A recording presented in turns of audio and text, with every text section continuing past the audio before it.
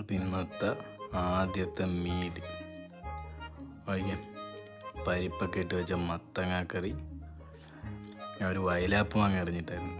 അപ്പോൾ ഫുൾ മാങ്ങയുണ്ട്. മാങ്ങ അരച്ചിട്ട് ചമ്മന്തി അരച്ച് ഒരു 3-4 വലിയ മത്തിയും 3-4 ദോശ, ഗോതമ്പ് ദോശ. പ്രോട്ടീനോളികൾ സായിപ്പിൻ്റെ കണ്ടുപിടുത്തങ്ങളിൽ ജനിച്ച പ്രോട്ടീനോളികൾ തൊലയട്ടെ.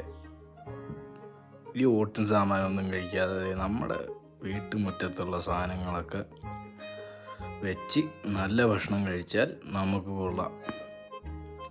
ഇതെൻ്റെ അഭിപ്രായമാണ്. ഓട്സ് കഴിക്കേണ്ടവർ ഓട്സ് കഴിക്കുക.